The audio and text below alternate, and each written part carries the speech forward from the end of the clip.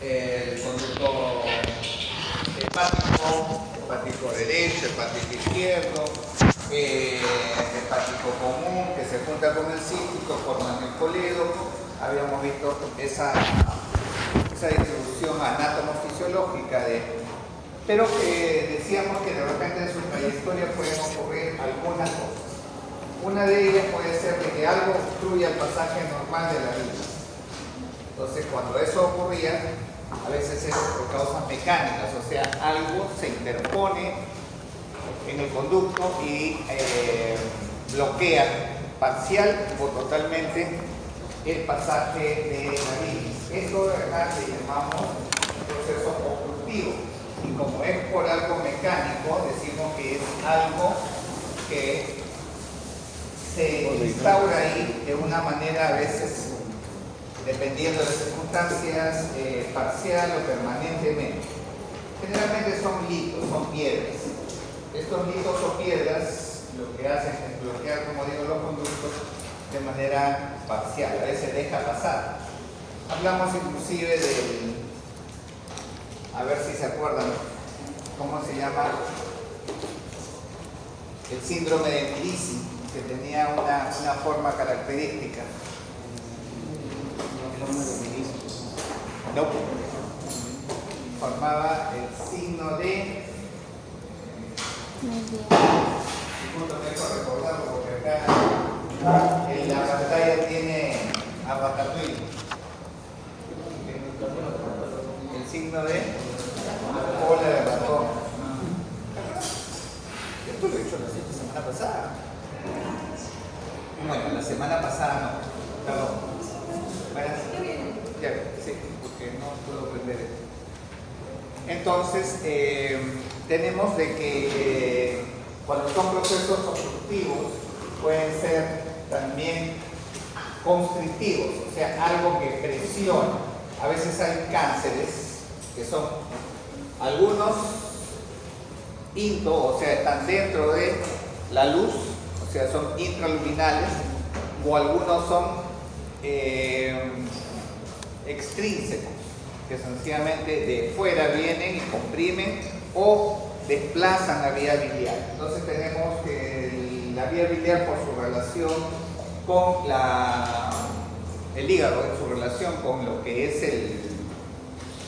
el páncreas, comparten una zona para donde drenan tanto el conducto pancreático como el conducto biliar, como el colédoco, que es la ampolla de Barrett. Y a veces ahí es donde se presenta este tipo de problemas. Entonces teníamos los problemas de compresión extrínseca o intrínseca por tumores internos.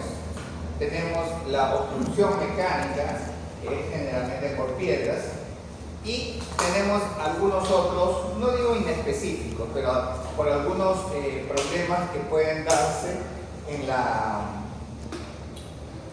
pared de lo que es la vía biliar. Vamos a encontrar de que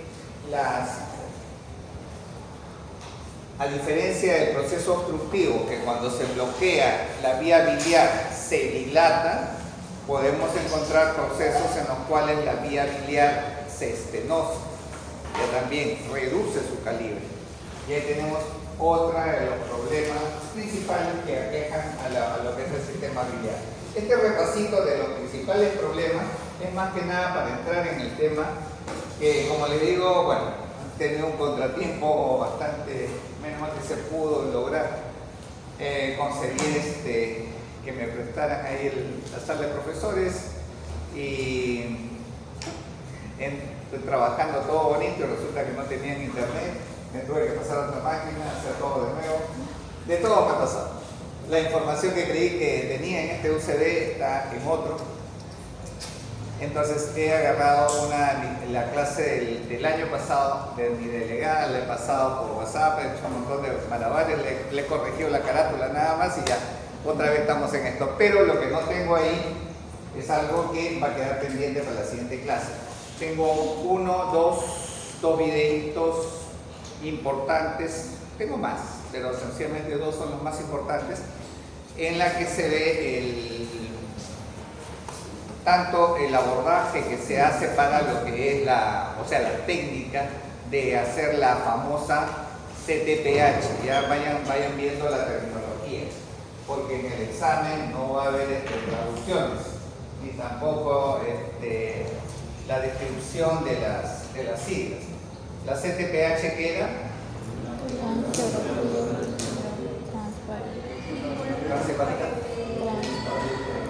Parieto, o sea, de piel. Colangiografía transparieto hepática. CTPH. Bien, entonces la CTPH es la base en radiología intervencionista para solucionar los problemas que acabo de decir. Encontramos una estenosis, hay que entrar a la vía, hay que colocar una guía y hay que hacer la remodelación, ¿cómo le llamamos? Plastía. Y si es de vías biliares es una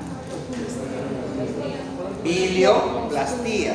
O sea, solamente le colocan el término, sería el sufijo, plastía, y tienen lo que están haciendo. Un problema en esófago, una estenosis esofágica, lo dilatan. Entonces, ¿qué están haciendo? Una esófagoplastía. En el urete, igualito, ureteroplastía. La uretra, muy rara, pero puede darse también la ureteroplastía, y así sucesivamente. En la vía vascular vamos a encontrarlo bastante. Esa es una angioplastía. Entonces, tenemos en ese sentido, ¿te dijiste que viniera? Pues no te he hecho caso. Bueno, voy a seguir más o menos avanzando, dándoles el preámbulo de lo que vamos a ver. Entonces, la solución o el acceso pasa por lo que es la CTPH. La CTPH, como procedimiento intervencionista, podemos decir que nos ayuda de dos formas. Una es para darnos el diagnóstico y la otra para entrar a hacer el tratamiento. Entonces podemos hablar de que hay una CTPH, podríamos dividirlo, una CTPH diagnóstica y una CTPH terapéutica. En líneas generales, ¿de qué depende de eso? Generalmente cuando el paciente viene a la sala de intervencionismo ya viene con un diagnóstico. No necesitaríamos hacer la CTPH diagnóstica, pero sí tendríamos que ver, por decir, qué tan estenosado está la vía biliar. Eso de repente ya lo tienen por tomografía de repente, pero es mejor hacerlo ahí mismo. Entonces hacemos como una previa, un recordar y de la información que ya se tiene. Se hace la colangiografía, la CTPH, la colangiografía por CTPH, y eso de ahí nos da la parte diagnóstica. Y luego, ¿qué pasamos? A instrumentalizar, a colocar cierto tipo de materiales, guías, catéteres, para acceder a la zona, catéteres balón, de diferentes calibres y de diferentes longitudes, y con eso vamos a conseguir ya también solucionar el problema. Y luego se hace, vamos a decir, la tercera parte, sería ya también hacer la colangiografía de control. Y tenemos, como en toda operación, el antes y el después. Entonces, lo que nos dio el diagnóstico y lo que nos hace el tratamiento. Esto aplica para estenosis. Aplica para cálculos también, pero aquí les voy diciendo una cosa. Los problemas obstructivos,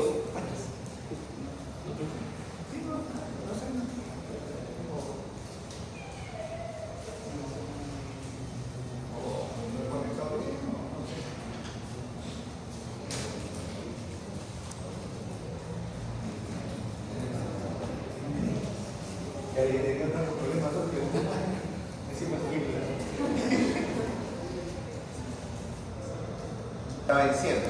En lo que se refiere a patología obstructiva, el cálculo es la principal causa de esta patología obstructiva, que va a condicionar, como les dije, dos cosas.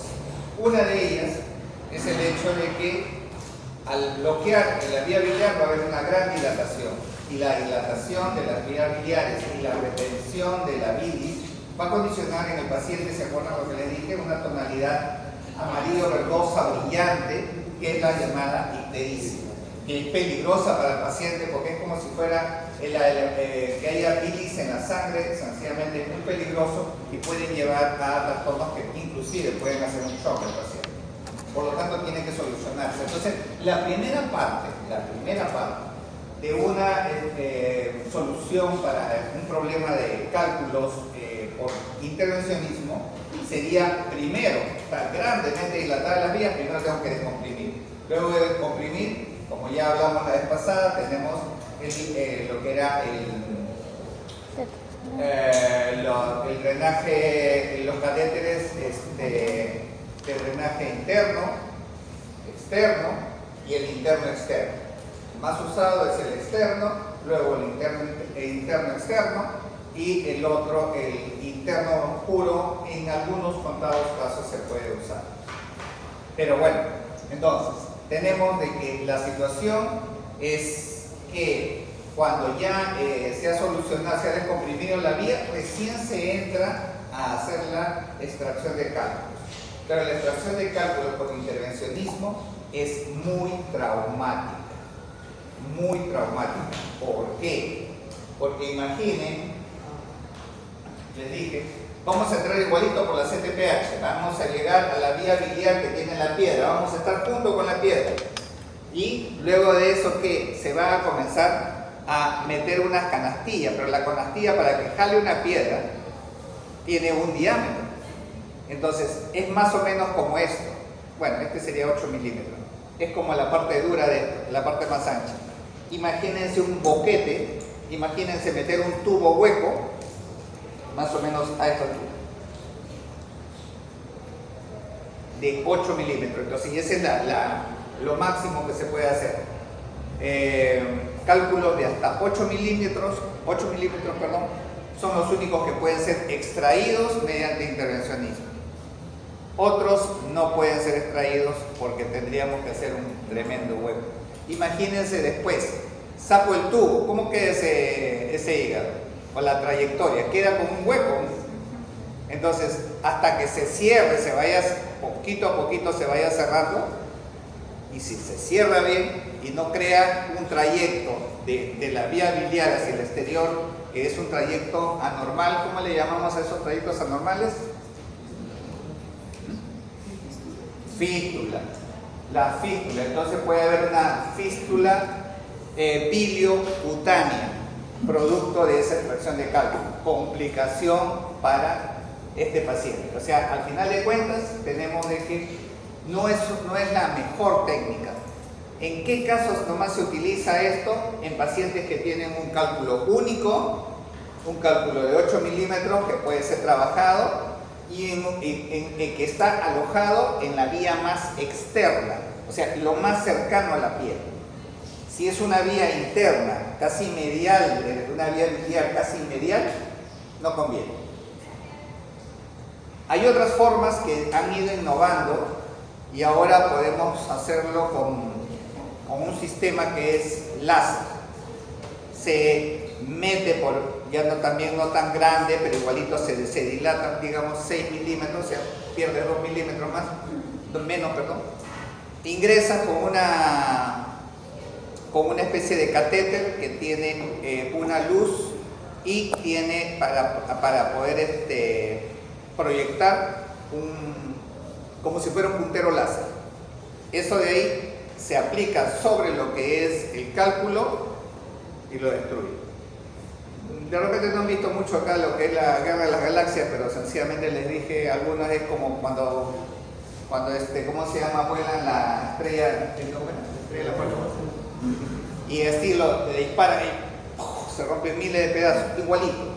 Este sistema se utiliza, ojo, esto del láser se utiliza para cálculos de vías biliares, todavía no mucho entra en nuestro país, pero para cálculos, cuando veamos la parte renal, para las famosas NLP, las nefrolitotripsias percutáneas, ahí sí vamos a ver sencillamente que esto es muy común, utilizar láser para destruir cálculos. ¿Y cuál sería la función de destruirlo así? Fraccionarlo de manera que sea más fácil sacarlo. Lo que se hace en estos casos, se le dispara, se fracciona, se mete agua a presión. El suerito Medifarma. Suero a gran presión, y entonces esas piedritas medias que flotan, y con el aspirador todo se va para afuera. solución más práctica, más viable.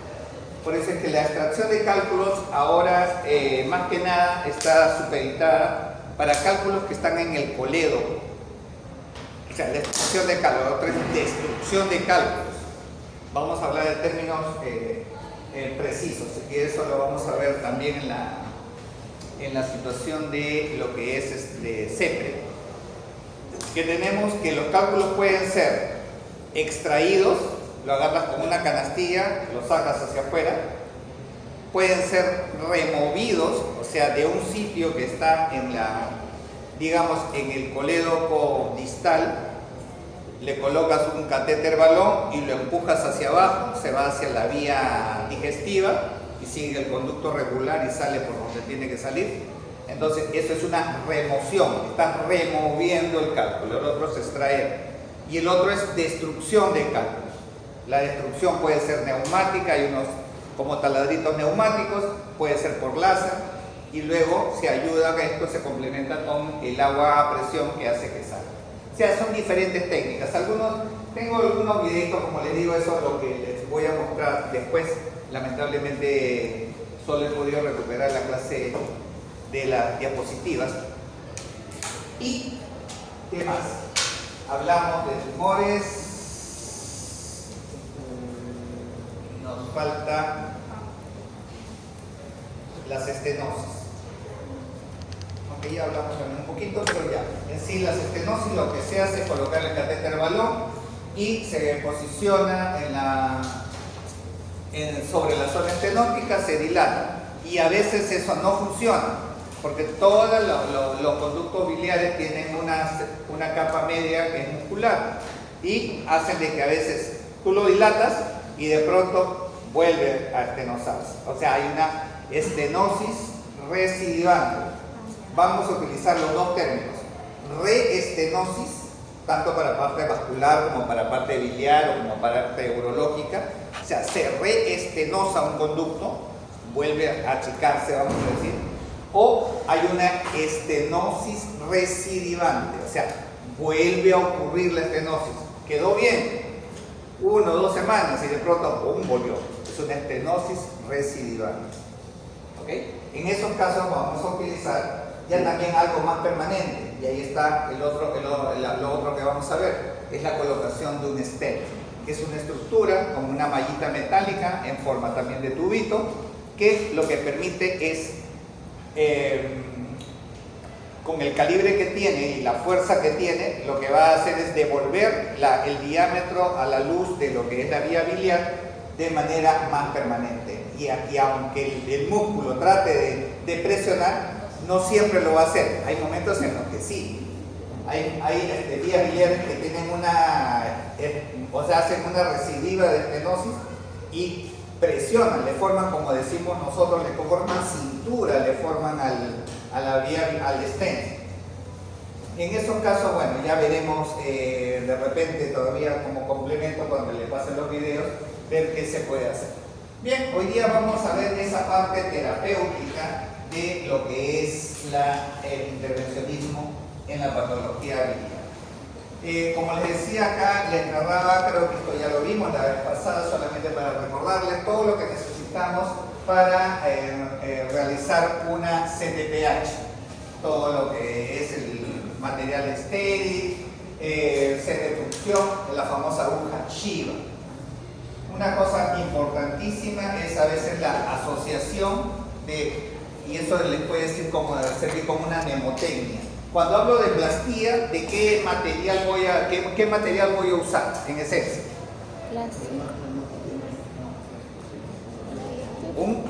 Cuando hablo de plastía, catéter balón, un balón es lo que voy a usar. En este caso, cuando hablo de hacer una CTPH, ¿con qué la hago? Con la aguja de Shiva. Eso es una asociación que es básica, ¿no? En casos de estenosis recidivante, vamos a decirle, o sea, ya se intentó con bilioplastía, definitivamente, o sea, más o menos ya tienen una idea de la secuencia que se viene.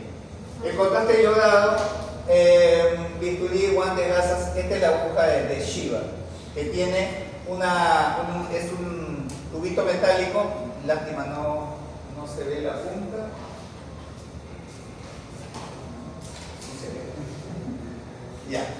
Bueno, está también descentrado tiene una punta que es como un tubo, pero en la puntita sobresale el bisel del trocar o de la parte dura de la aguja.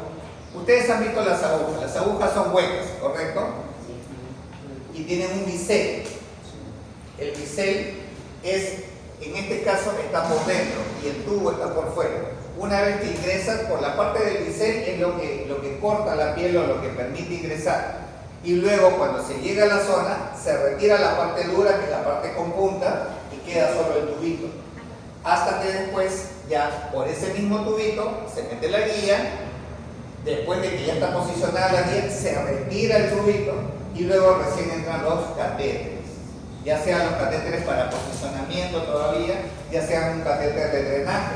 Catéter de drenaje, ¿cuál es la asociación? ¿Qué tipo de catéter es el que más se usa? Otra cola. De chancho. Entonces, ¿cómo se llama en inglés? Pig-tail. Tail se escribe, pero pig-tail. Un catéter pig-tail es lo que vamos a utilizar. Muy bien, entonces vamos haciendo esas asociaciones de materiales con procedimientos o con la parte terapéutica. ¿Qué complicaciones podríamos tener en una CTPH? Esta es la mínima, reacción a medio de contraste, aunque con el caso que pasó, que nadie sabe, que nunca voy a decir que nadie dijo nada, entonces puede pasar. Hay cosas que sencillamente también es raro, pero puede haber reacciones vasovagales que pueden ser fatales. O sea, le inyectas medio de contraste y así, de por sí sin aviso, te hace un paro cardiorrespiratorio fulminante. Simplemente se muere el paciente. Así. Nos ha pasado varias veces. Recuerdo un caso en tomografía que en una semana 2 personas murieron, ¿cómo se llama? En menos de una semana. Porque uno fue como decir un miércoles y el otro el sábado y simplemente personas como de qué? Personas de 40 años, normal, deportista, que esto que el otro, que entra a hacerse su tomografía porque tenía dolores de cabeza, le iban a hacer esto, se inyecta el medio de contraste y el paciente hace inmediatamente un shock anafiláctico. Paro cardiorrespiratorio, no pudo salir, a pesar de las maniobras que hizo el tecnólogo y todo lo demás. El otro también fue un caso similar, paciente en ese caso también tenía, el otro era de 40, el otro era como de 50, y que también igualito, recién se estaba comenzando a inyectar, y esto fue peor porque era manual, estaban inyectando manual, el paciente se murió, simplemente, sin un error. Simplemente se detuvo el corazón, así de sencillo. Esos son los choques no avisan. Yo cuando dictaba la clase de urografía, yo le decía pues no sé si como ustedes lo hice, no, ya ni recuerdo si hice esa clase, pero creo que es como el profesor Barrio. Estás inyectando y vas hablando un poco con el paciente. El paciente está, sí, esto que lo otro, y comienzas a verle puntitos rojos, el paciente comienza a aplacarse, siente que sí, que se pone medio raro. De pronto tú le preguntas, señor, ¿se siente bien? Sí, estoy bien. Ya, no tiene voz, se está cerrando la glotis y ahí el paciente se muere. O sea, hay pasos, o algunos comienzan con una agitación y de pronto sencillamente sí hacen. Cuando hacen edema de glotis ya es bien difícil manejar. Cuando nosotros años atrás hacíamos la urografía con bastante frecuencia, teníamos al costado nuestros corticoides, nuestro solucortef, solumedrol, dexametasona, teníamos cloroalergán, todo esto para evitar todas estas reacciones. Algunos muy seguros se la pasaban antes, prefiero que antes de que ocurra sencillamente le pongo el medicamento, que podría ser bueno y malo, porque lo que hace no es evitar de que pase. Si va a pasar, va a pasar, pero lo que puede hacer es minimizar la intensidad del problema.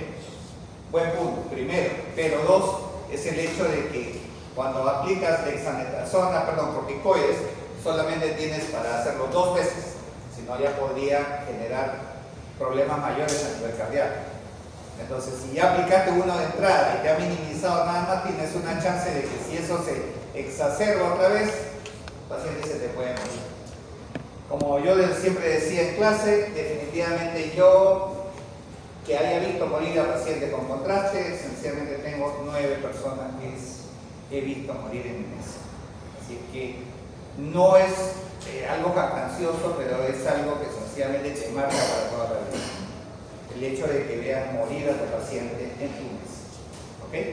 Bien, entonces, esto de acá es algo que se debe prever que puede pasar. Pueden combatirlo, como les digo, teniendo solamente corticoides para poder hacer que se eviten estas reacciones. Estas las reacciones en medio de contraste generalmente con cloro nada más, y si no también igualito corticoide.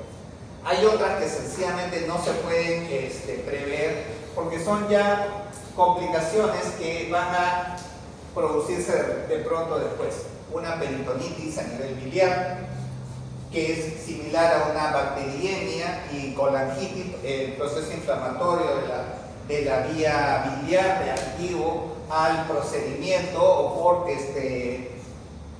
como yo les digo, especialmente en vasos sanguíneos, vamos a ver eso. Cuando se ingresa al organismo, el organismo puede reaccionar de diferentes formas. Vamos a trasladarnos a la parte vascular. Cuando se ingresan las guías y los catéteres, estos están yendo dentro de la luz del vaso, lo van rozando.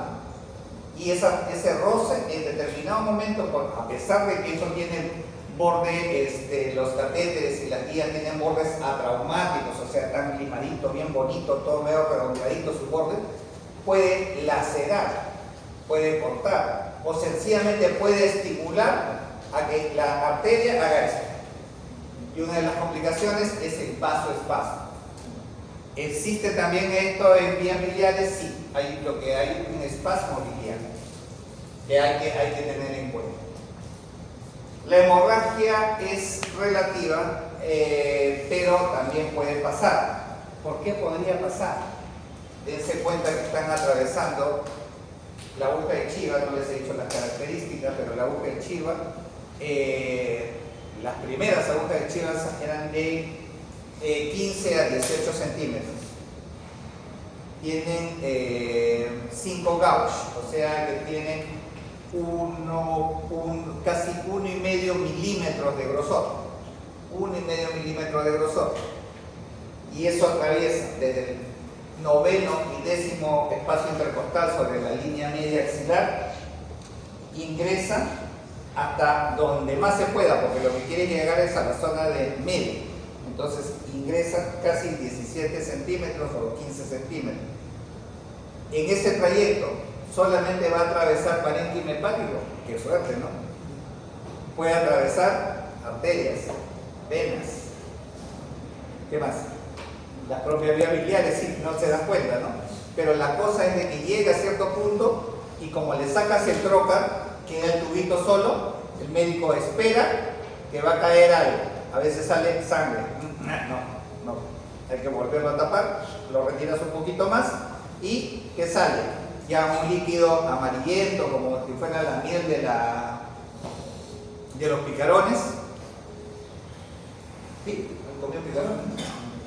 Así igualito, y esa la mayoría de veces sale así, pero cuando está infectado puede salir negro o ese color petróleo y con un olor fétido hasta decir hasta que nos contamina, porque de lo que sale sencillamente esas bacterias, como ustedes saben más que yo de repente de ciertos procesos patológicos, ahí están las bacterias gram positivas, negativas, pero cuando sencillamente salen hacia el exterior se siente, se puede penetrar. Entonces hay que tener cuidado, el médico tiene mucho cuidado sencillamente cuando pulsa y encuentra que sale vía biliar, ya sea purulenta o ya sea casi negra, porque el proceso infeccioso se ve. Entonces la posibilidad de que haya una hemorragia por punción se puede dar. Y peor todavía, procedimientos complicados. Normalmente se debe esperar que a la primera nomás ingreses, llegas, ingresas, sacas el trocar y qué bonito, retiras un poquito y ahí comienza a salir la habilidad. Chévere, ya ahí metes tu guía, ya no te hace tanto problema, pero a veces no ocurre así. Atraviesas, vas retirando, no sale, otra ya estás afuera. Otro ingreso, 2. Otro ingreso, 3. Puede haber 4.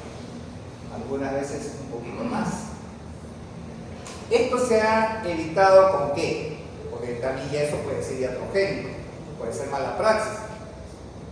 Una ayuda, ecografía, viendo la zona, viendo la vía biliar a la que quieres punzar y atravesando de una manera más precisa. Cuando tienes el equipo, estoy hablando de un intervencionismo de hace, puedo hablar con toda tranquilidad, de hace 13 años no teníamos ecógrafo al costado. Ahora sí, ecógrafo. Y a las primeras veces el médico lo primero que hace es un barrido ecográfico. A esta vía quiero llegar. Perfecto, no, está muy chiquita, está muy delgada. Voy a entrar con el ecógrafo. Directo. ¿Ok?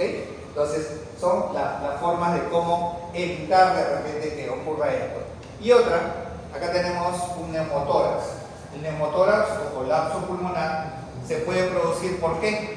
Porque lamentablemente cuando el médico hace la punción no orienta bien su aguja. Generalmente la aguja tiene que ir unos 15 a 25 grados hacia arriba y unos 45 hacia adelante. Pero esto de aquí a veces con los movimientos respiratorios que el paciente algunas veces está medio dormido o está en mal estado, no colabora, tenemos que esperar el momento de, para no llevarme el pulmón. Miren, ¿inspiración o expiración?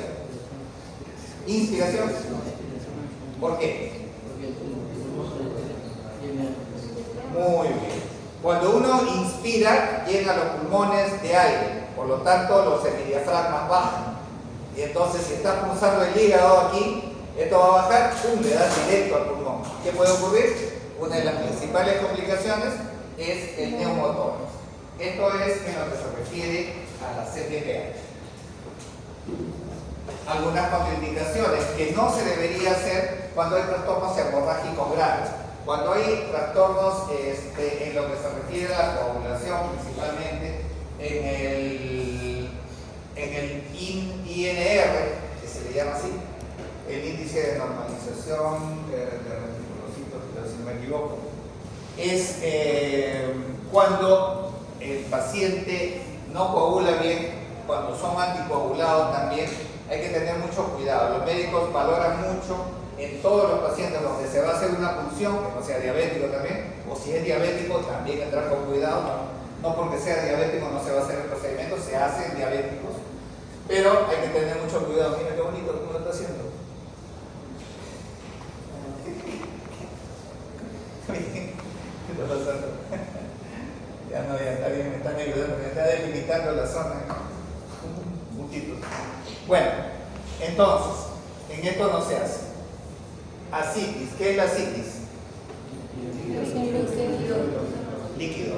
Ascitis es líquido, ya. ¿Dónde? Cavidad nominal. ¿Libre o circunscrito? Ok, entonces ese es el concepto de ascitis. Líquido libre en cavidad abdominal. Obstrucción biliar. Esto es relativo. Justamente por esto es lo que entramos. Pero cuando la obstrucción es muy severa, obviamente, vuelvo a decir, lo que va a causar es una dilatación de la vía biliar. Cuando está dilatada no conviene hacer un procedimiento. Entonces lo primero que se tiene que hacer es el drenaje de la... ¿Disculpa? Ahí. Es el drenaje de la vía biliar. En este caso, sencillamente, la obstrucción biliar es una contraindicación relativa. O sea, se tiene que disminuir un poco esa obstrucción o la dilatación de las vías biliares y sencillamente se tiene que hacer de todas maneras. La enfermedad de contraste es una contraindicación relativa que se pone de todas maneras. Acá tenemos algunos de las estenosis. Estas son parecidas a las que ya vimos en la clase pasada, pero vemos cómo hay dilatación, estenosis crítica e inclusive una angulación anormal de la vía, porque este es un hígado más grande de lo normal. Miren, todo esto es hígado. El hígado se vería. ¿Qué puede ser? Cuando... Ya, puede ser una hepatomegalia o puede ser un paciente trasplantado, donde el hígado era más grande, el hígado del muerto era más grande que el vivo. Esto antes ocurría bastante en niños. En niños prácticamente se le llenaba la cavidad abdominal, porque el hígado más chiquito que podría ser, mentira, el de una mujer, porque el hígado de las mujeres es más grande que el de los hombres. Son renegonas. Ahora un renegando, ¿eh? Está mirando feo, ¿eh? Ok. Entonces, generalmente el hígado, ¿cómo se llama? Antes se trasplantaba total, de cadáver a vivo, ¿no? Ahora ya tenemos el trasplante parcial de hígado. Solamente un lóbulo puede ser puesto en un niño y definitivamente de ahí va a crecer un poquito, se va a adaptar y va a suplir la función de manera competente, y por ahí tranquilamente se queda así nomás. De pronto, después podría necesitar otro trasplante, bueno, pero eso debe ser esto. Al menos para salvarle la vida a un niño, eso se hace ahora. Entonces tenemos esto. Aparte que, miren, tenemos una especie de divertículo biliar. Una zona en la cual hay un vacío, una estenosis crítica, hay pasaje hacia la zona del colédoco distal y del colédoco distal a la zona de lo que es el duodeno. Pero acá hay una zona de estenosis crítica. No forma el clásico signo del menisco, pero se nota que hay algo que está cerrando ahí. Es un cáncer. O sea, nosotros tenemos ustedes deben haber escuchado las típicas imágenes del cáncer en radiología. Son la imagen en mordida de manzana, pero también está el corazón de manzana. ¿Están escuchando? Solamente hay que escuchar la mordida nada más. Ojo, tú tienes una estructura.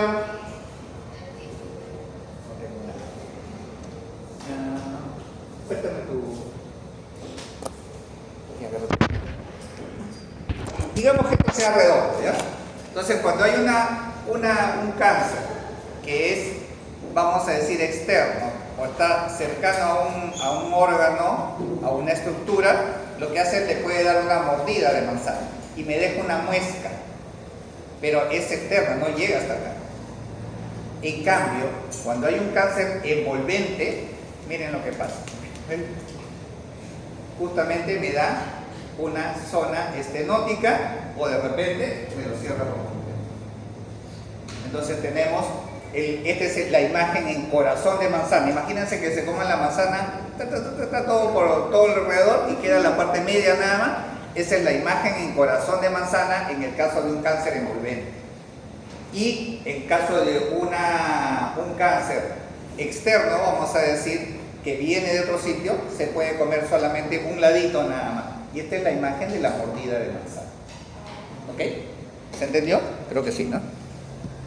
Bien, entonces aquí tenemos un cáncer envolvente en esta zona. O sea, esta es una estenosis maligna, pero que dentro de todo deja pasar por la vía biliar distal, en este caso el colédoco distal, pero tiene gran dilatación de las vías biliares intrahepáticas. Acá también igual, e inclusive hay grandes dilataciones, ¿cómo se llama?, en las vías biliares izquierdas. Se pierde la comunicación derecha-izquierda. Hay imágenes radiolúcidas que desde el punto de vista radiológico, cuando se hacen las colangios, pueden ser dos cosas. Uno, pueden ser cálculos en los cuales sencillamente el contraste los dibuja externamente, y son cálculos pigmentarios, son cálculos de colesterol. no los cálculos clásicos, vamos a decir, porque son de los dos tipos. El otro cálculo sería el cálculo ya de calcio, y ese es el radiopaco. Ese sí lo vemos en radiografía simple. Pero cuando tomamos el medio de contraste, entonces podemos ver esto. ¿O qué más podría hacer? ¿Qué más podría verse en la vía biliar que le has inyectado cuando le has inyectado contraste? A ver. ¿Qué se puede ver? Redondito y radiolúcido. Ya dije el cálculo. Aire. Burbujas de aire. Si no se ha hecho una buena técnica y se ha inyectado el medio de contraste de una mala forma, o sea, normalmente uno tiene la costumbre de tratar de hacer la inyección hacia arriba. Pésimo. Las inyecciones no se hacen así, se hacen así. ¿Por qué? Porque cuando estás en esta posición, el aire va a ir hacia la parte más superior del émbolo. Y tampoco lo hagas aquí, pegado, porque igualito va a subir a la parte más lateral de la jeringa y de todas maneras va a ir pasando. Y por acumulación o por sencillamente, dependiendo de cuánto haya pasado, pueden simular estas imágenes radiolúcidas, pueden ser burbujas de aire. Claro, eso no es el caso, pero definitivamente es como podríamos decir, diagnóstico diferencial. ¿Qué podría ser, no? ¿Es una u otra cosa? Bien. Entonces, ahora sí. Hoy. No puede.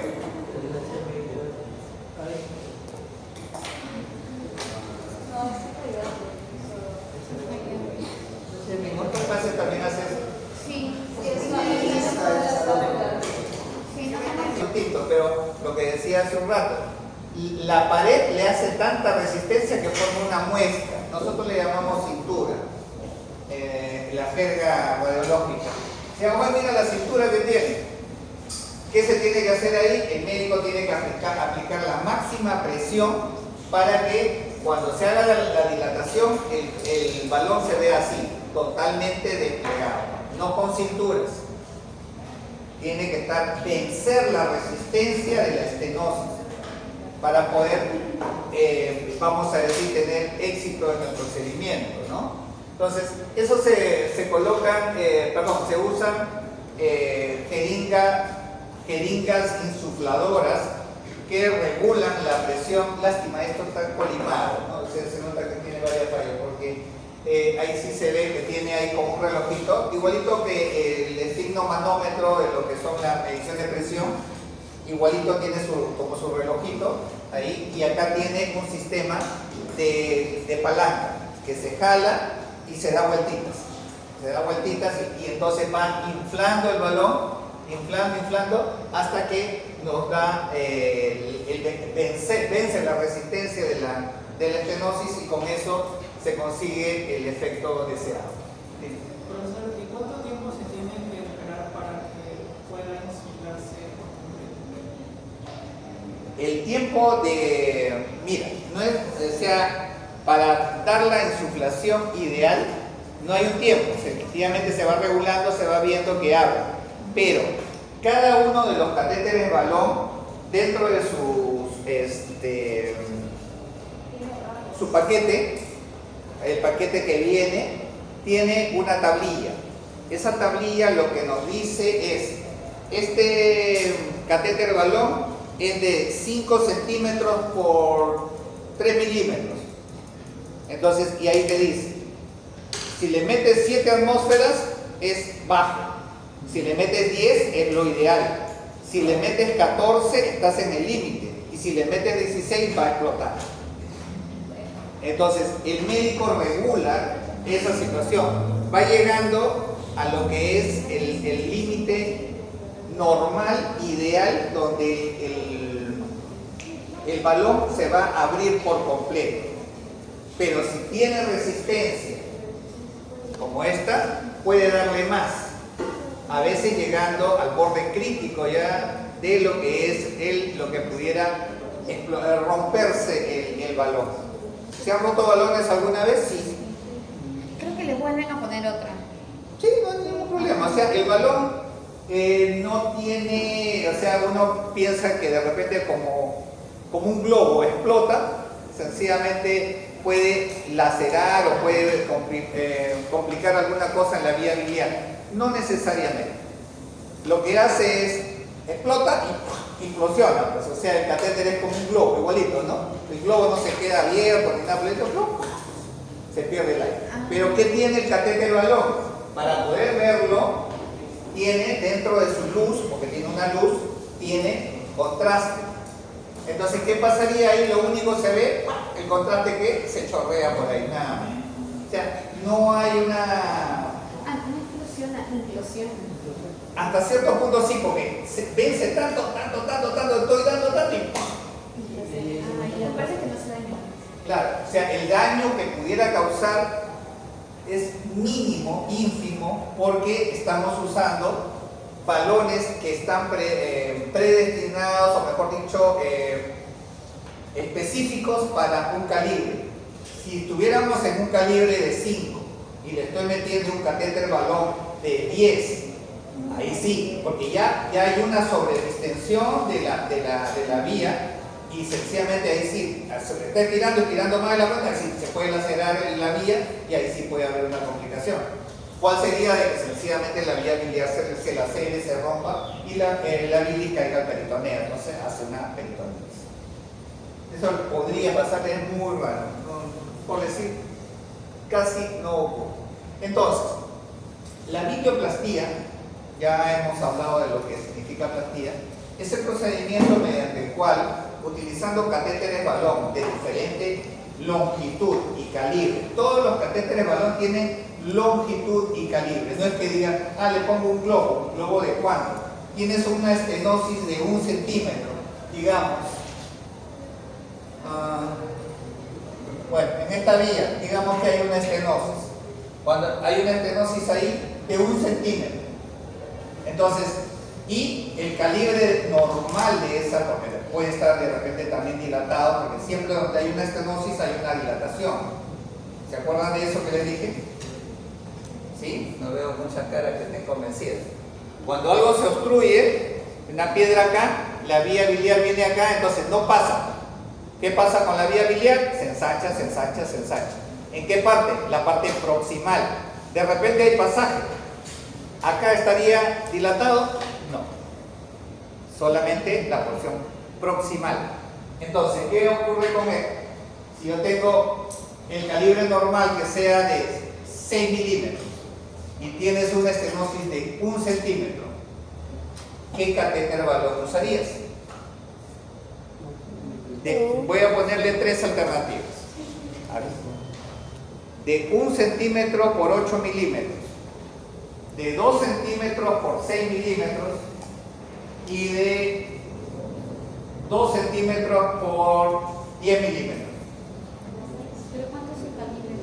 Dije 6. El de 6. El de 6 milímetros. Es que no importan tanto los centímetros, importan más los milímetros. ¿O sí? Sí importan los centímetros. ¿No? Yo creo que importa más el calibre, no le vas a saber comprar un calibre. En este caso, tranquilo, échense agua. En este caso importa el calibre y importa la longitud. Eso por eso les estoy diciendo. Tenemos un calibre normal de 6 y tenemos una estenosis de 1. Entonces, no puedo ni debo darle una longitud igual a la estenosis. Siempre tengo que sobrepasar en más o menos 1 centímetro, o ya lo mínimo medio. Entonces, si tengo una de 1, puedo usar una de 2, utilizando medio centímetro para cada lado, o sería mejor uno de 3. ¿Ok? 1. ¿Y qué calibre tendría que utilizar? ¿Uno menor o uno mayor? ¿O uno igual? Igual a la normalidad de la vía. Entonces, si la vía es de 6, entonces tengo que pedir un catéter de 6 milímetros por 2 o 3 centímetros. Profesor, una consulta, ¿es como cambiar los tubos en una cañería? Tienes que poner un poco más para que agarre bien. En este caso no estás cambiando tubos, lo que estás haciendo. Ya te resumo. Está claro, entiendo la analogía, lo trato de entender. Sino que lo que tratas de hacer es ensanchar ese tubo. En este caso es un tubo maleable, o sea que es flexible. Y para eso necesitas algo de que bote las paredes o se vaya con fuerza sobre las paredes, algo que tenga fuerza radial. Y en este caso, la primera parte para hacer las dilataciones, las dilataciones de las estenosis se utiliza catéter balón. Pero a veces vuelvo a decir, la pared vuelve a cerrarse, hay una reestenosis o una estenosis recidivante y ahí ya tienes que colocarle algo más fuerte. Ahí sí ya puede venir un tubito de metal. Entonces hablamos de un stent. No solamente de metal, también. Entonces eso es lo que también vamos a poder ver. Entonces la bilioplastía me brinda esta posibilidad de devolver el calibre a una estructura que está disminuida, pero utilizando catéteres balón. ¿Cuáles son las indicaciones principales para una bilioplastía? Estenosis biliares benignas postquirúrgicas. Vuelvo a decir, a veces no sé si lo digo, en las cirugías a veces todo se trajina, todo bonito, y después de un rato, de unas horas, se estenosa una vía. Entonces, en estenosis biliares benignas postquirúrgicas, indicación. Colangitis esclerosante, ya es otra cosa. Colangitis. Colangio viene de vías biliares.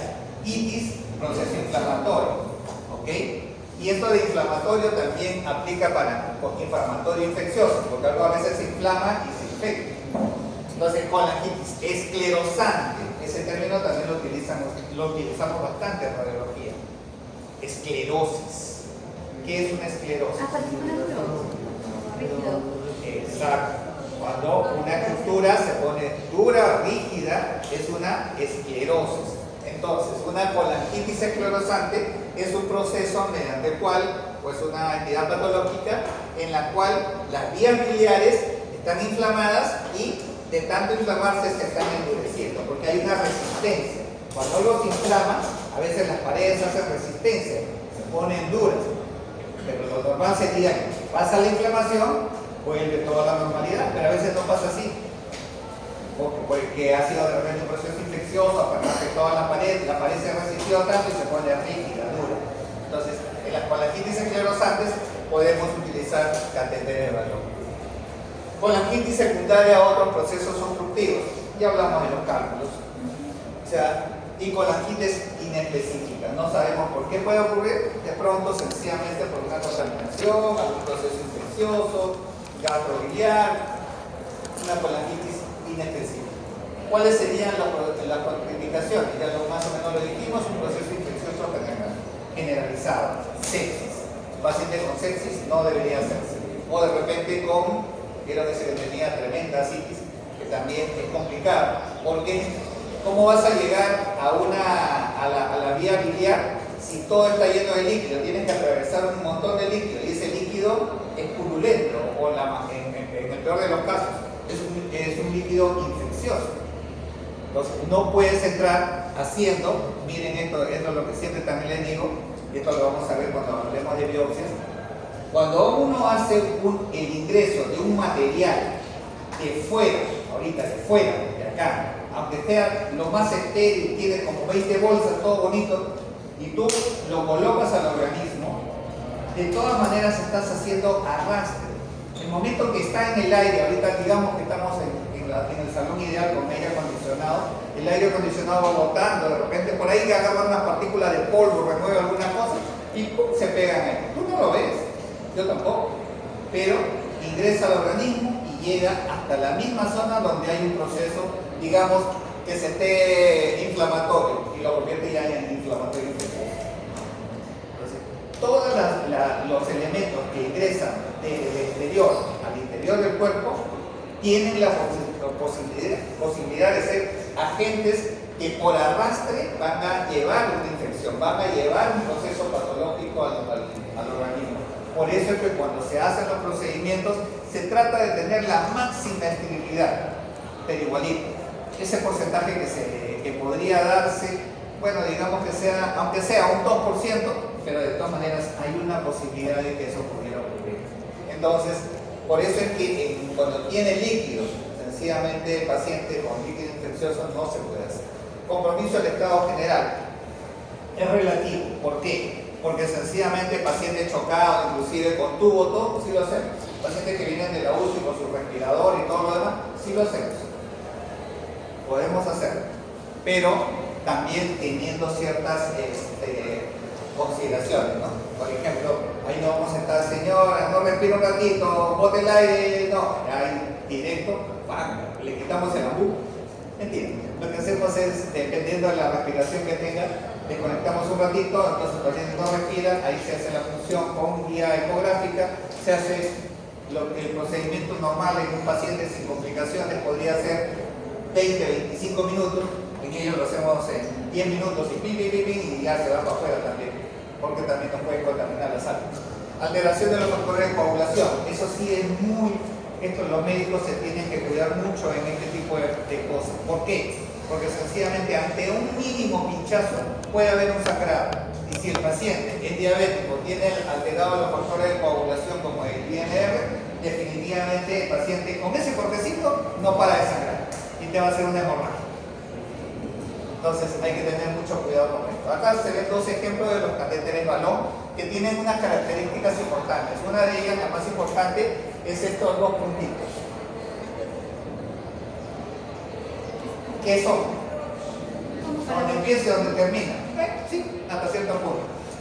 Pero, asegurar. De dónde está el... ¿pero por qué? Es la que delimita el espacio en el que se... Estos puntitos son reparos, son de metal. Y entonces permite hacer la localización exacta. Tú tienes la imagen de dónde está la estenosis, has pasado con la guía, colocas el catéter balón y con eso te posicionas exactamente al medio. Siempre, ¿por qué al medio? ¿Por qué no podría poner el catéter balón así? Digamos que el catéter balón sea hasta acá, ¿ya? Y así es que la estenosis. ¿Por qué no ahí? ¿Por qué? ¿Ah? No, sí, ahora, bueno, sí puede, ya, ahí, pero igualito, tiene más para abajo. ¿Por qué no en el medio exacto? ¿Por qué los médicos tratan de que sea exactamente en el medio? Porque la mayor fuerza radial cuando hay expansión está en el centro. No quiero decir que en las otras partes no hay. En todas las partes del balón hay sencillamente fuerza radial. O sea, cuando se le pone el aire a la presión necesaria, van a tener casi igual presión, pero es en el medio donde más se siente esa presión, exactamente en el medio. Entonces, colocándolo en el medio de la estenosis, se asegura de que se esté dando un tratamiento más óptimo. Algunos pueden ser así con puntita media triangular, otros media punta redondeada, ya son versiones de las empresas que sencillamente se dedican a esto. Puede haber también eso que ustedes ven, así hay de colores, blanco, verde, negro, violeta, hay de todo tipo. Entonces eso no es ningún problema. Aquí, bueno, esta de acá la había corregido en la versión actual. De todas maneras, era para mostrarles nada más cómo se puede hacer esto de aquí es más que una bilioplastía que sí se hace ahí. Vean estas cositas de acá. Ven estas dos cositas radiolúcidas, perdón. Son cálculos. Son cálculos que no pasan por el colédoco. Hay pasaje hacia la segunda porción del duodeno, pero no dejaban pasar esas piedras. Una de las técnicas que antes se usaba era colocar el catéter balón en el ostium de lo que es la ampolla de Barber, o sea, dilatar la ampolla de Barber, de manera tal de que dilatando a cierto calibre, esas piedras que deben tener menos calibre van a caer normalmente a lo que es la vía digestiva y se van por el conducto regular. ¿Ok? Es parecido a lo que vamos a ver, bueno, tanto los que están en el REVA y los que están en Almenara, van a poder ver cuando se hacen las CEPRES. La CEPRE, y ya es el otro tipo de procedimiento intervencionista, más que nada que lo realizan los gastroenterólogos, esto de aquí consiste en la remoción de cálculos, más que la extracción. Me explico. digamos, estos mismos cálculos están asentados en la porción distal de lo que es el coledo. Había manifestado hace un instante de que lo ideal era, para hacer intervencionismo de extracción de cálculos, era que los cálculos estén enclavados en las vías biliares más externas para no hacer demasiada trayectoria y evitar las posibles complicaciones. Pero la técnica CEPRE se basa más que nada, como es retrógrada, ingresa de abajo hacia arriba. Lo que va a hacer es más que nada trabajar con estos cálculos que están enclavados en el coledo. ¿Cómo? Llegan por vía retrógrada, ingresan, y hay mínimo 3 formas de hacer que esos cálculos se vayan. Uno, es más fácil. Aquí nosotros tenemos el esfínter en la polla de váter, el esfínter, ahorita se me fue el nombre. ¿Estás seguro? ¿Y ese no es en el cístico? ¿Seguro? ¿Seguro? Ojalá, a ver quiénes están diciendo. Bueno, ya, punto. La cosa que es un esfínter. Ahorita no voy a asegurarlo, pero se me está nublando el asunto. Entonces, en ese esfínter está cerrado, no pasa la piedra, es muy gorda, el huequito es muy chiquito. Entonces lo que puedo hacer es una esfinterotomía. Esfinterotomía. Tomía se entiende como corte y en algunos casos como extracción. Entonces, en este caso es corte. Una esfinterotomía es un corte en el esfínter. Entonces el esfínter que está así lo van a cortar. Lo corta y queda abierto. ¿Y qué pasa con las piedras? Solitas caen. O se le puede meter una canastilla, se agarran las piedritas y se saca. Esa es una de las técnicas. La que más usan ahora es la remoción. Esa también es extracción, porque esa de ahí con la canastilla tú puedes hacer dos cosas. Antes, como estaba con el endoscopio, lo que podías hacer es agarrar la canastilla y sacarla, y los cálculos salían hacia una bolsita o donde lo tuvieran una cubetita y se iban juntando los cálculos que se extraían. Después ya se vio que era muy complicado, porque ¿qué pasa si sueltas mal, jalas mal? Se te queda en el esófago el cálculo. Entonces lo que hicieron fue variar esa técnica, y ahorita lo que se hace es remover el cálculo. Se entra por vía posterior, vamos a decir retrógrada, perdón, se pasa la guía, y acá, cuando la guía está ahí, se mete un catéter balón.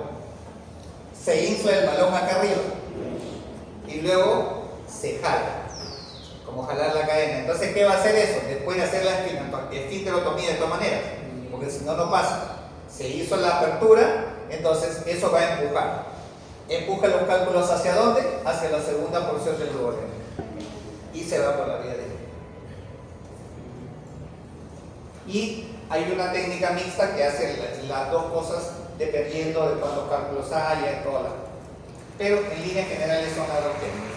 Uno de extracción y el otro de remoción de cálculos biliares. Por CEPRE es más fácil hacerlo los que están en coledo codistal, mientras los que son en vías biliares intrahepáticas, el coledo que es extrahepático, intrahepáticas es más fácil por intervencionismo. La técnica de intervencionismo tiene que ser mejorada, porque ya ponerles el tubo, que como les digo, el tubo en sí es de este largo, de esta longitud, para poder acceder, pero es de este calibre. Entonces estamos hablando de una cosa muy, ya no es mínimamente invasiva, sino es invasiva. Entonces, por ello, y las complicaciones que pueden dar, después eso no se cierra inmediatamente. Por ello es de que esa técnica, muy contados casos, de repente ya no la van a ver ninguno de ustedes. Yo mismo también, la última que he visto, ahora cuestión de 5 meses, 5 o 6 meses. Antes era pan de cada día. Decía, uy, tenemos extracción de cálculo. Ahora las extracciones de cálculo, como les digo, si contamos con el aparatito que nos lo prestan, nos lo alquilan, no sé cómo es la figura, tenemos el que destruye el cálculo. Destruido el cálculo más chiquitito, entonces el boquete más chiquitito sí se puede sacar por acá, pero seguimos cumpliendo. Cuando sea vía biliar, que es más cercana hacia la pared. Cuando es más alejada o es extra hepática, como el colédoco, la técnica es por CEPRE. ¿Qué era CEPRE? Para terminar ahí. Ya, espero que haya recitado bien. Cuando las cosas no funcionan con las microplastías, tienen para colocar lo que es las endoprótesis o stent biliar. En sí, endoprótesis es la estructura generalmente metálica que se coloca en la luz de un conducto para devolverle el calibre. Eso es en palabras bien bonitas, bien dichas. ¿Okay? Es una estructura generalmente metálica que se coloca en el lumen de un conducto para devolver el calibre que está disminuido. En sí, eso es un stent. ¿Dónde se aplica? Ya lo dijimos. Hay varios sitios donde podemos. Todo lo que sea conducto, todo lo que sea como tubito, podemos poner. Arterias, venas, uréter, uretra. Antes había todavía para conductos lacrimales y una serie de cosas más. Muy bien. Hay diversos elementos de soporte tipo malla que se coloca en el interior de la vía biliar que está estenosada o que tiene una estenosis recidivante, como lo decía hace un rato, con la finalidad de devolver el calibre de la vía biliar y restablecer el drenaje normal de la bilis, el drenaje funcional, el drenaje que lleva hacia el tubo digestivo. Existen diferentes formas, tamaños, diámetros y formas de ser colocados. Algunos son autoexpandibles o expandibles con balón. Esto también lo veíamos, y como les digo, creo que voy a tener que estirar unos 30 minutos más para pasarles los 5 o 6 videos ya subieron, ¿no? Ya me acordé que tengo 6 videos por lo menos. Pero son 4 minutos. El más largo tiene 8 minutos. Bien que yo la vez pasada, no es porque ocurrió lo mismo, pero tuve problemas para pasarlos y se los entregué, se los pasé a la delegatura y ella los distribuyó. Pero creo que necesitan la guía porque de repente no saben lo que están viendo. Es como ver una película pero que con letra china, ¿no? Entonces no lo hagan totalmente a entender como yo quisiera. Entonces tenemos para darles esta idea. Ya sabemos que hay formas, tamaños, diámetros, pero autoexpandibles. ¿Qué quiere decir? Lo llevas con el catéter hasta cierto punto y sacas el catéter y se va el stent va saliendo y se va abriendo solito, ¿no? Al calibre que ya está predeterminado. Esto de acá no vienen en el tamaño, o sea, vienen comprimidos dentro de la... todos estos son expandibles. Todos estos son expandibles con balón. No tengo ahí una imagen de la otra, pero en los videos sí se ve. Normalmente en un catéter, imagínense este catéter, este azul, adentro está el stent, dentro, comprimidito, bien delgadito. Digamos que esté a 2 milímetros, pero se va a expandir a 6 o de repente hasta 8. Vienen así, ya prefabricados así. Entonces cuando están dentro de la luz están ahí y hay un sistema, generalmente es el pushing, un empujador. Posicionado en la zona correcta, lo que se va a hacer con el pushing es que va por dentro de la parte posterior del catéter y lo va empujando al stent. Lo va empujando hasta que va saliendo y solito se abre. Una de las formas. La otra, expandible con balón, como es este el caso. Ya vienen con el balón ya abierto balón cerrado también y están puestos en la posición correcta y ahí el balón lo termina de abrir al calibre que se necesita. Aquí para mostrarles que algunos de ellos tienen unos como ganchitos. Estos ganchitos permiten en determinadas circunstancias retirar el stent. Algunos pueden ser removibles. Los stents no son definitivos en la mayoría, no, en una minoría de los casos no son definitivos. O sea, se colocan en un sitio, pero de pronto, paciente joven, paciente niño, de pronto puede ser retirado si después ya cumple su función y devuelve el calibre, y eso ya no vuelve a suceder. Entonces puede ser retirado. Y algunos tienen como estas aletas. Miren estas aletas. Estas aletas lo que permiten es que si tienes el tubo así, con esas aletas, como que te adhieres ahí. Evitan la migración, evitan de que el stent pueda correrse para arriba o para abajo. Son aletas que evitan la migración del stent. Como les digo, esto hubiera sido bonito, ¿verdad? Vamos a ver ahorita cómo lo vamos a ver cuándo lo pasamos, porque si no se me va a olvidar de esta clase. Tenemos aquí los stents que pueden ser colocados. Acá tenemos, miren, vías biliares grandemente dilatadas, una zona prácticamente obstruida, no por piedra. Acá esto es por cáncer, acá también. Y cómo se ve cuando se coloca el stent. Acá todavía no está pasando, bueno, mejor dicho, se tomó la radiografía cuando ya pasó una parte. Y acá, miren, sí está pasando. Incluso de Yapa se ve el Wilson, conducto Wilson. Puede colocarse intrahepáticamente en las vías o conductos intrahepáticos. Esto es extrahepático, esto es intrahepático. Y puede colocarse. A veces teníamos el gran problema, como este de acá. Ustedes ven que tiene unas zonas que se resaltan más. Es porque está montadito. No es un stent. Son 1, 2, 3, 4 y tal vez hasta 5 stents. ¿Pero por qué? Porque no teníamos el calibre. Antes no fabricaban de todos los tamaños. Estas imágenes son un poco antiguas, digamos que tienen cerca de 12 años. Entonces, ahora sí hay stents de todos los tamaños, incluso curvos, no son solamente rectos, para que le den la forma a la misma vía biliar. O sea, faciliten el pasaje del flujo biliar de una manera más natural. Pero estos de acá son montaditos, entonces igualito se montaba uno al costado del otro y siempre con unos más o menos medio centímetro de superposición.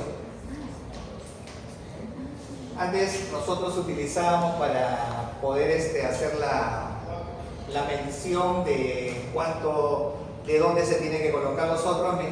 Nuestros reparos metálicos eran hojitas de bisturí. Ahora definitivamente congelamos la imagen, ponemos un cursor, ponemos de ahí hasta ahí, sabemos cuánto mide, ponemos del otro lado al otro lado, sabemos cuánto es el diámetro y con eso se calcula todos los calibres y las longitudes que va a tener ese stent. ¿Eso se puede hacer con la canción? ¿Sí? ¿Sí? No sé. Pero, arregla. No, ahí la regla, ¿qué? La regla metálica. No, dentro software tiene una punta de medida. Ah, claro, sí. Pero algunos de ellos requieren calibración, porque como la imagen está magnificada, necesitan un factor de calibración. Entonces lo que hacen es calibrar con el catéter. El catéter, digamos, en ninguna de estas se ve el catéter por el que han ingresado. El catéter, el diámetro, digamos que sea esto, lo miden y que sea de 5 frames. Entonces dice, de 5 frames es 1.35 milímetros. Y eso se calibra por 5 frames la medida que haces. Una vez que calibras ahí, todas las medidas te salen en tamaño, en tamaño real, vamos a decir, sin magnificaciones. O sea, es con la corrección del factor de magnificación. Eso lo tienen los equipos mayormente fijos.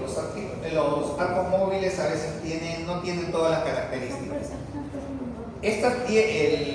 Lo que tenemos en el Almenar, también en el Reba, también tienen esto, pero requiere cosas más finas. No puedes detenerte mucho rato, y entonces no te ayuda mucho.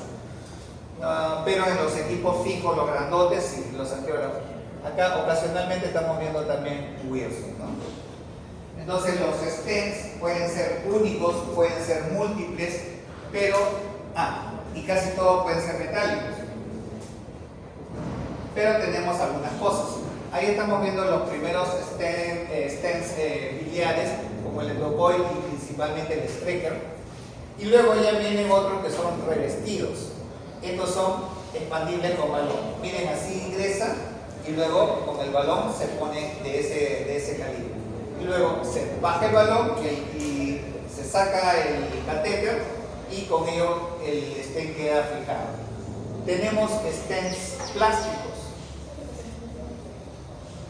Y ustedes me dirán, y estas cositas, esas aletas que tienen ahí, evitan la migración del stent. Como ustedes saben, por las vías biliares discurre bilis, obviamente. La bilis es espesa, pero es oleosa. Es algo que sencillamente es muy viscoso. Y teniendo de que tienen cierto movimiento, pueden tener cierto movimiento, si colocas sin estos dispositivos, sencillamente el stent se puede ir. En los mismos stents metálicos también se pueden ir corriendo poquito a poquito. Les dije hace un rato que, por ejemplo, en las estenosis, o porque hay una reestenosis, porque la estructura tiende a reaccionar y comprimirse. Imagínense que tienen aquí un stent, este chiquito es el stent. Entonces, tanto arriba como abajo es parte normal de lo que es la vía biliar. Pero ¿qué pasa? Esa vía biliar de pronto reacciona. Esto me está abriendo aquí, pero ellos dicen no, sencillamente tengo que cerrar aquí. Comienzan a cerrar y el stent se puede integrar. Como que comienzan a empujarlo, como si fuera como una onda. Como un Algo parecido. Entonces, eso de ahí, con estos stents que tienen aletas, ya sean los plásticos o ya sean como los otros que tienen también unos dispositivos tipo aletas pero metálicos, evitan la migración. Una cosa que no les dije es posibles costos. Cuando empezaron a ponerse los primeros stents, los stents metálicos, dependiendo del calibre, generalmente estaban entre $2,000 y algunos $5,000. Solamente un stent de 2 centímetros por 6-8 milímetros. Los de esófago, que eran los más caros, costaban $18,000. Un stent esofágico en pacientes que tienen ya cerrado el esófago. Luego vinieron los revestimientos. Dijeron, no, acá ¿qué pasa? Especialmente cuando es cáncer. Estos son como mallitas. Entonces tiene parte de huequito. Entonces por el huequito las células cancerígenas se metían y comenzaban a cerrar ya también por dentro la luz otra vez del stent. Lo que habías conseguido dilatar en una zona que estaba atacada por un cáncer se volvía a cerrar y ahí sí ya no podías ni hacer nada. Entonces se comenzaron a idear dispositivos que tenían revestimiento. Ese revestimiento lo que hacía es evitar de que por la zona que de todas maneras tiene mallitas, sencillamente se pudiera filtrar células malignas y comenzar a tapar por dentro la luz de lo que es el stent. ¿Y esto para qué serviría? Imagínense ustedes, y eso en el video se va a corroborar, que tienen una confluencia de vías biliares. Si ustedes en la confluencia le mandan un stent revestido completamente, tapan un lado. O sea, si imaginan, le ponen uno acá y es totalmente revestido, tapan este lado, lo anulan. Entonces se ideó sencillamente hacer alguna parte revestida y una parte libre, de manera tal de que esto va en la vía biliar completa y donde hay una confluencia, ahí queda la parte con huequitos, para que pueda pasar la otra rama de la vía biliar que está comprometida. ¿Ok? Entonces, estos son algunos de los dispositivos metálicos y no metálicos, plásticos, que se utilizan actualmente. Cuando se hace la colocación del stent puede hacerse vía simple también. Vean, acá está el dispositivo metálico bastante grande. Ha sido colocado por vía retrógrada. Tenemos diferentes tipos de stents. Estos son plásticos, este es metálico. Y este es un drenaje biliar, que es el que les decía que era hablamos del externo, del interno externo y el interno solo. Este es el interno solo. Entonces es como cuando hablemos en urología, le decimos a este catéter doble J. Bueno, no está la J por ahí, pero sencillamente, o doble colita si quieren decirlo, pero nosotros lo conocemos como catéter doble J. Para la parte biliar se conoce como un stent interno. ¿Cuál sería el asunto de tener dos colitas de chancho? Acabo de hablarles de que los stents tienen estas aletas para que no se vayan ni para arriba ni para abajo. ¿Cómo sería con esto? Acabo de hablarles de que tenemos confluencias de vías biliares. Una de las colitas de chancho, la parte superior, va a estar en la confluencia de los conductos hepáticos. Va a pasar al colédoco y la otra parte, ¿dónde creen que va a estar? En el tubo digestivo. Pasando la ampolla de váter, esta de acá, y esta en la confluencia, de manera tal de que no va para arriba, tampoco va para abajo.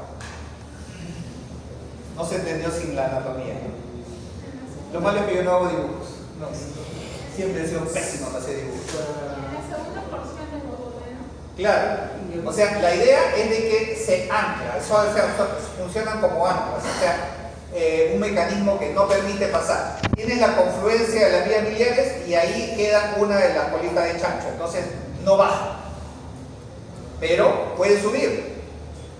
Para que no suba, esto está pasando la ampolla de váter en la segunda porción del duodeno, entonces no baja ni sube y queda puesto, definitivamente no hay nada al exterior.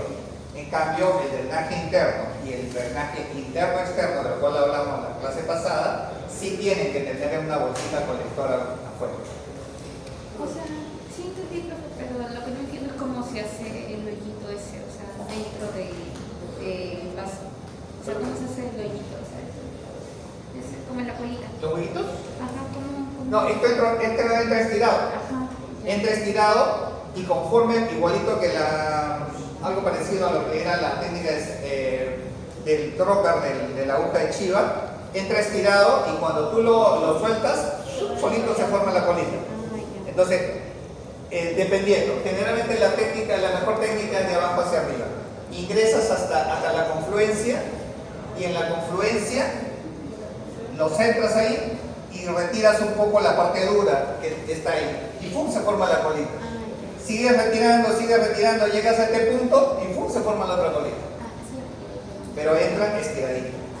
No entran así como sus bolas. Respecto a ese papel que se extiende la bata, había una opción que se la traslada, no algunas opciones, sino un poco más larga. Había un procedimiento que no solamente es... Ya, estás hablando, no es exactamente de vías biliares, lo que estás hablando es una SNY, la sonda nasoyeyunal, que se ancla en la ampolla de en el ángulo de Treitz.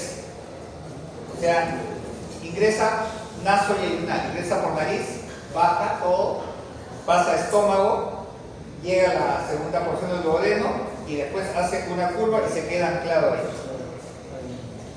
Eso está claro, debajo del páncreas, porque el páncreas está acá y la segunda porción, el yeyuno está aquí. El ángulo duodeno-yeyunal, o llamado ángulo de Treitz. Eso es, lo has visto como catéter porque es radiopaco, por eso lo ves. Porque sencillamente, si no, esto de acá también tiene características radiopacas, en una radiografía simple se puede ver.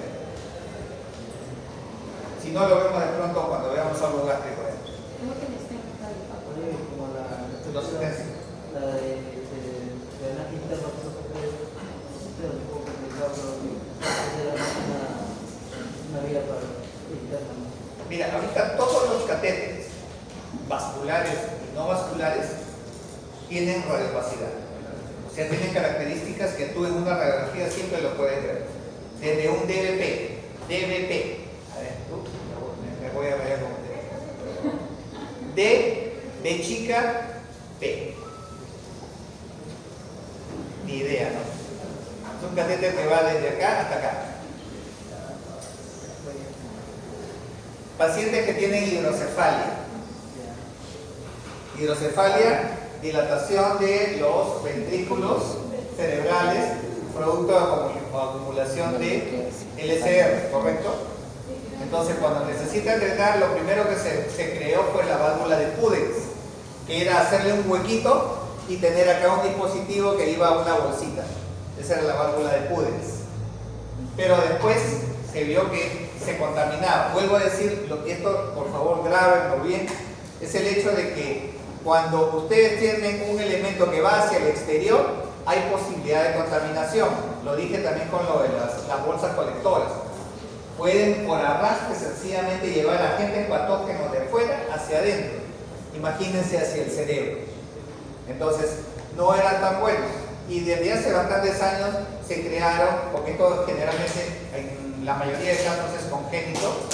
Entonces, ocurría en niños pequeños que tenían una gran cabecita llenecita de líquido y que bueno, pues no había cómo ponerle la válvula de Pudens, tenían que estarse cambiando todo. Entonces crearon lo que es la DVP, la derivación ventrículo-peritoneal. Es una válvula que va desde los ventrículos laterales del cerebro, sale hacia la parte lateral del cuello, véanme un poquito acá, hacia la parte lateral del cuello, va subcutáneamente, atraviesa todo el tórax y a nivel subdiafragmático se mete al peritoneo y drena todo el exceso de LCR directamente al peritoneo, o sea, líquido a líquido. Tranquilo. Y entonces estos niños tienen... ¿Cuál es el problema? Como esto es congénito, generalmente se le coloca a niños pequeños. No le puedes colocar a uno muy grande. Tienes que cambiarlo al cabo de... sin mal, ahí sí de repente me equivoco, creo que al cabo de 2 veces en su vida. A los 7 años y una cosa como a los 14, 15 años. Se lo tienes que cambiar. Pero ya son niños que dentro de todo solucionan el problema de lo que es la hidrocefalia. ¿Ok? La secuencia para la colocación de un stent biliar. Primero ha tenido un catéter de... ahora estamos con luz. Ha tenido un catéter de drenaje. Miren un colita de chancho como queda todo el color bilioso que ha tenido. Se retira. Luego se coloca la guía rígida. Una guía rígida hasta la zona donde se va a posicionar el stent. Hay la dilatación del trayecto con catéteres, con dilatadores que pueden ser de 10 a 12 French. French le suena como francés, realmente así es el término, pero el French es la unidad de medida de lo que es los catéteres. Generalmente un French es 0.33333 periódico puro. Entonces 3 French es casi 1 milímetro. Entonces estamos hablando ahí, ya sacan su cuenta, como de 3 milímetros hasta casi 4. 3 a 3,5 milímetros. Esto es lo que se dilata. Estas cositas son como unos palitos de tejer. Bueno, los que todavía conocen, no sé, de sus abuelos, de todo lo demás. Imagínense los palitos de tejer, pero que tiene un huequito al medio. Por ahí se mete la guía y el palito ingresa. El palito ingresa y lo que hace es esta operación. Tratar de crear un trayecto. Al calibre que está vestiendo, o sea, hay diversos calibres, ¿no? Entonces, si va a ser un catéter de un stent que va a entrar por un catéter de 10 French, entonces se dilata a 10. Si va a entrar por 12, a 12. Y como después de todas maneras se va a tener que colocar un catéter de drenaje, también ese catéter de drenaje tiene que tener ese calibre. Luego se instala el sistema dentro de lo que es el catéter, está el stent colocadito ahí, ingresa por esta zona y luego, bueno, lástima no se ve aquí, cómo ya se posiciona con control radiográfico y se suelta el stent. En este caso generalmente son por pushing, por empujador. Una vez que se coloca en la zona, hay un dispositivo que va por dentro del catéter y lo va empujando y el catéter pues, solito se suelta. Y se queda posicionado en el sitio correcto. Son técnicas de gran precisión para evitar esto. Acá se ve más o menos cómo es el mecanismo. Aquí el stent está encapsulado, está dentro de lo que es el catéter, está en esa posición.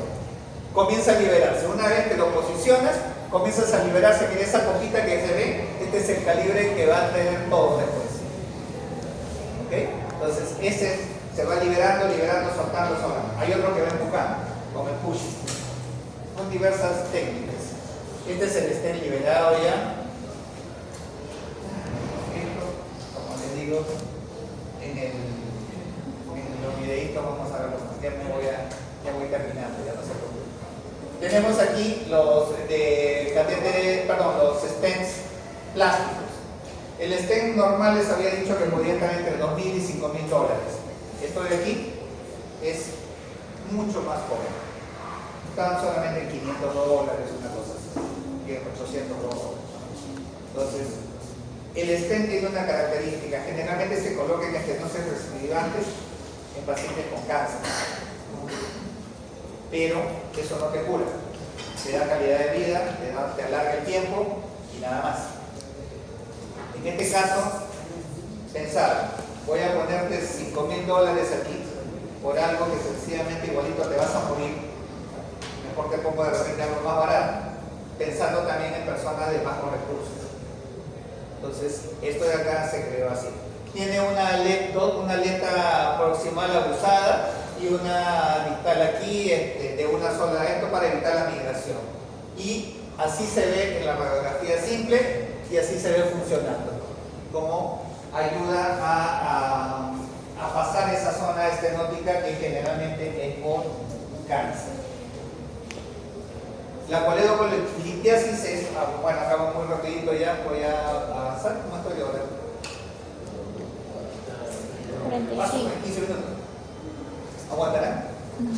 Bueno, en todo caso, se entra de vía por vía endoscópica. Miren que esta tremenda cantidad de piedras, en la vesícula, tranquilos. Entonces, esto de aquí, alguno de ellos a veces salta, y por el esfínter, ustedes dicen que el de hoy es acá, para mí es arriba. Entonces, vamos a revisar. La verdad que ahorita no quiero complicarme más la vida. Aquí hay un esfínter, es un esfínter así en tirabuzón, que cuando hay una contracción de la vesícula, el producto come grasa, todo que es lo normal. La función de la vesícula es, pasa la grasa, estimula y salta la bilis que está colectada ahí, pero en este caso tiene piedras. A veces lo que pasa es que la piedra la pone y tapa el conducto. Entonces ahí el paciente directo a hacer la operación, no hay otra cosa. Y algunas se bajan y se quedan acá abajo. Entonces por CEPRE lo que se hace es llegar a la zona, pasar, como le digo, puede ser una canastilla y extraerla o removerla hacia el tubo digestivo.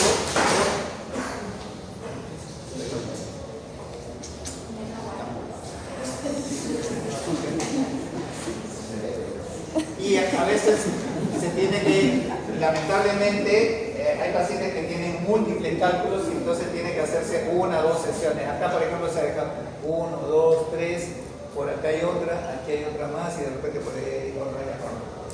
Hay coledolitiasis que prácticamente casi todas las vías biliares están comprometidas. Y aquí, esto se complementaba con el video que va a quedar. Creo que es la última diapositiva.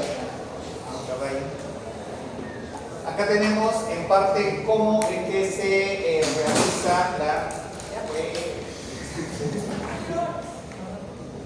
realiza la extracción de cálculos o la remoción de cálculos por C. Se realiza aproximadamente desde 1973. Utilizaba balones extractores y cestas de Dormer o canastillas de Dormer. Es la canastilla que le digo que servía para Una vez que pasaba por la zona, atrapaba la piedrita y la jalaba. Pero en estos casos ya, ahorita la técnica que se utiliza es esto. Pasar la zona problema y con el balón por encima, jalar después el catéter y con eso la piedrita va a caer a la segunda porción del duodeno y se acabó el asunto. Entonces hay catéteres de balón de 12 a 20 milímetros de diámetro, es procedimiento sencillo. El porcentaje de éxito es muy cercano al 100%. A veces se realiza, la mayoría de veces mejor dicho, se realiza una esfinterotomía o también llamada papilotomía. ¿Por qué papilo? Normalmente nosotros conocemos a la segunda porción del duodeno con ese nombre, pero en sí es una papila. En sí es también llamada carúncula mayor o carúncula menor, porque tenemos dos salidas de lo que es no la vía biliar, sino la vía pancreática, que tiene el conducto accesorio que va hacia otro punto. Entonces hay varias cositas ahí que, bueno, es por la anatomía, pero en líneas generales, la esfinterotomía, como les dije, la segunda porción del duodeno, el ostium, está cerradito y no deja pasar la piedra. Entonces, ¿qué se hace? Se hace un cortecito con este aparatito. Este es el papilotomo. Esto, imagínense, así estiradito es como entra. Llega a la zona de la papila y se forma una cuerdita. Se jala un poquito, es parecido, también tiene un sistema así como de tijera. Se jala un poquito, se tensa la cuerda y esta cuerda se le pasa una especie de corriente. Es corriente, es electricidad. Lo que hace esa electricidad es cortar, y cuando corta, cauteriza. O sea, la posibilidad de sangrar, ustedes dirán, hace un corte y va a sangrar. Corta y cauteriza. Cuando vean el video van a darse cuenta cómo la imagen se llena de humo. ¿Por qué? Porque ha cortado y cauterizado al mismo tiempo. Entonces, esa papilotomía lo que va a permitir es pasar el catéter de balón y hacer el arrastre y se acabó. Técnica relativamente fácil, sencilla. Algunos de ustedes ya han ido para CEPRE, ¿no? Mireia creo también. ¿Algunos de ustedes? Sí. Todavía Mireia todavía no, ¿no? Pero creo que por ahí me dicen que sí. Entonces, ya ese es un procedimiento que es relativamente sencillo. Requiere anestesia porque el paciente podría moverse, todo lo demás. Aparte que también el endoscopio se le pone una boquilla para que esté abierta la boca, porque la tendencia a veces del paciente es tratar de morder. Y a veces muerde el endoscopio y intenta suspender. Ha pasado, ¿no? Ya pasa, sí. Entonces, a veces ahí suspenden el procedimiento. Yo también cuando me lo hicieron casi me muero, casi me pongo en el endoscopio. Entonces, esto de aquí es una técnica sencilla, intervencionista, pero que la realizan los gastros. La complementación de información, extracción de cálculo por CEPRE, cálculo, acá está la zona de la papila, y acá está abierta la papila. Acá está cerradita, acá miren, está el cálculo puesto ahí, está pasando el papilótomo. Un ratito, chicos, por favor, después termina, ya me faltan 5 minutos. Acá está el papilótomo, así se le llama, papilótomo o esfinterótomo, es más difícil, papilótomo suena más fácil. Ingresa la puntita nada más al ostium, se tensa la cuerda y la cuerda corta. Al cortar, abre un huequito y la piedra cae, a veces por sí sola, a veces se le jala como una canastilla o a veces se le arrastra como un balón. Son las técnicas para extraer cálculos o remover cálculos en el colédomo distal por CEPRE. Listo, acabó la vaina.